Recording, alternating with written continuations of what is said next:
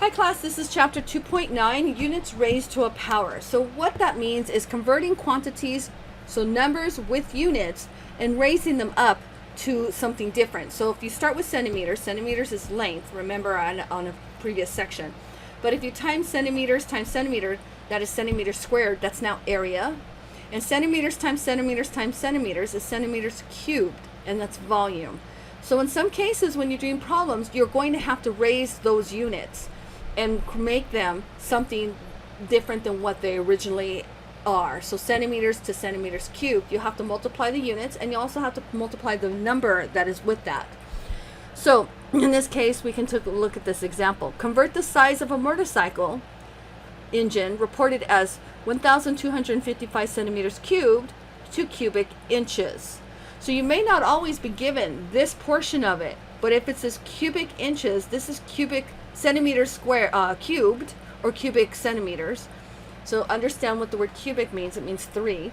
And in this case, cubic inches, you may not be given this, so you should know that that's what this means. So you need to go from centimeters square cubed to inches cubed, or cubic centimeters to cubic inches.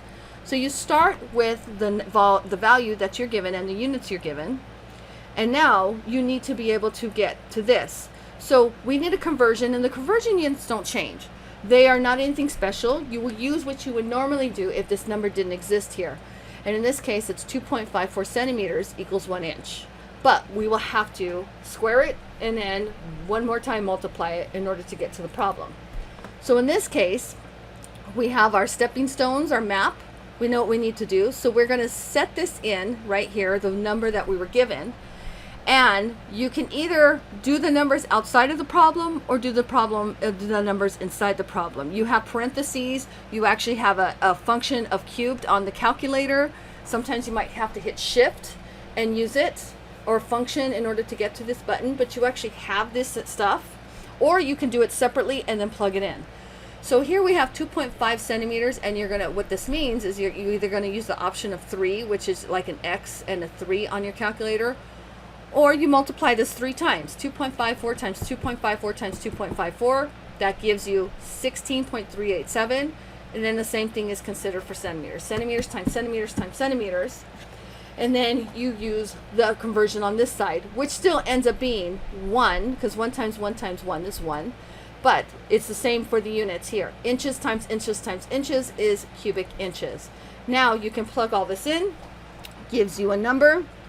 This is a number here that you're going to pay attention to, which is the 4 sig figs, because normally this is exact, so we're not going to focus on this one, and we're going to reduce this down to 4 sig figs, and our final answer is 76.59 inches cubed, or cubic inches. So let's take a look at another one. A circle has an area of 2,659 centimeters squared. 2 means squared. This is area, length times width. What is its area in square meters? So that means meters squared, squared meters. That means meters with a 2. So this is what you're starting with. This is what you need, and you need to figure out what the relationship is between these, and then you're going to square both of them. You also have this option on your calculator. So you're going to set this up. This is exact, so we're not going to worry about that. And you either can multiply and square it this way and then divide it by the square of this. Gives you your number.